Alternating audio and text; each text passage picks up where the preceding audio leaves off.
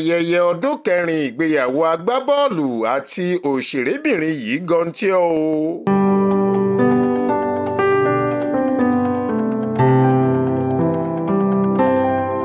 àkókò máa ń sáré tètè o nítorí bí gbogbo ẹ̀ ṣe ṣẹlẹ̀ kò tí ì kúrò lọ́pọlọ mi.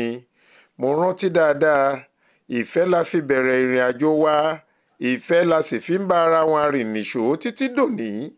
kò sí iyèméjì kankan lọ́kàn mi nígbà tí mo pàdé ẹ tí mo sì sọ fún ẹ pé mo ti gbọ́, mo ti gbà títí ayé fún ẹ.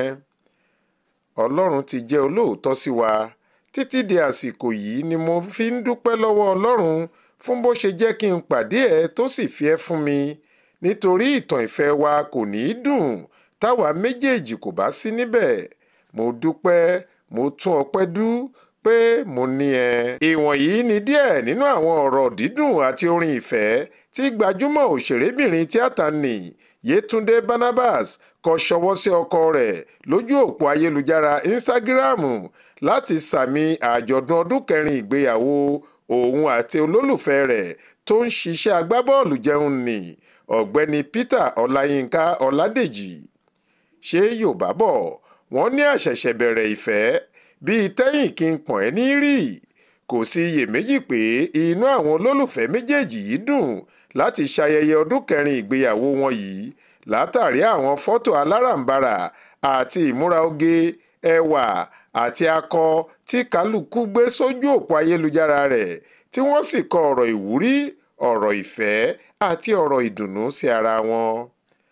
ẹ ó rántí pé nínú oṣù kẹfà ọdún 2021 ni Yétúndé àti Peter di tọkọtaya táwọn méjèèjì gbé fọ́tò olólùfẹ́ sójú òpó ayélujára wọn tí wọ́n di ara wọn lọ́wọ́ mú pẹ̀lú ìmúra aṣọ òfì tó jojú ní gbèsè láti fi hàn pé òrùka ti dọ́wọ́ ná àwọn ti di tọkọ-tìyàwó. lẹ́yìn èyí ni wọ́n ṣe ìgbéyàwó alárinrin kan ní àjọ̀dún ọdún kẹrin ìgbéyàwó wọn yìí. bí Yétúndé ṣe ń ṣàpọ́nlé ọkọ rẹ̀ bẹ́ẹ̀ náà ni Peter ọkọ rẹ̀ tó ń gbá bọ́ọ̀lù fún orílẹ̀-èdè wa àti fún ẹgbẹ́ agbábọ́ọ̀lù Red Star Belgrade lórílẹ̀-èdè Serbia kọ ọ̀rọ̀ ìfẹ́ àti ìmọrírì sí ìyàwó rẹ̀. fọ́tò oríṣìí kan náà ló gbé sójú òpó Instagram tó sì kọ ọ̀rọ̀ síbẹ̀ pé mo kí ara wa kú àjọ̀dún ọdún kẹrin ìgbéyàwó wa yìí o, àti sí ọbabìnrin ọkàn mi tó fún mi ní ẹ̀bùn tó tóbi jùlọ lọ́jọ́ gbogbo, ìfẹ́ ayérayé, ọmọ tó rẹwà àti àwọn ọmọ 5 tá a máa ṣì bí sí i àti bẹ́ẹ̀ bẹ́ẹ̀ lọ. ọ̀gọ̀rọ̀ àwọn òṣèré tíátà ni wọ́n ti ń kí tọkọtaya yìí kú oríire àjọ̀dún ìgbéyàwó wọn tí wọ́n sì ń ṣàdúrà fún wọn ní mẹ́sàn-án mẹ́wàá pé ìbẹ̀rẹ̀ lásán ni ọdún 4 yìí máa jẹ́. wọ́n máa ṣe ọ̀pọ̀ ọdún nínú ìfẹ́, ayọ̀, ìdùnnú àti àlàáfíà. wọ́n sì tún ṣàdúrà pé ọmọ wọn kò ní í ṣọ́kú, ayọ̀ àti oyin ní tiwọn lọ́jọ́ gbogbo.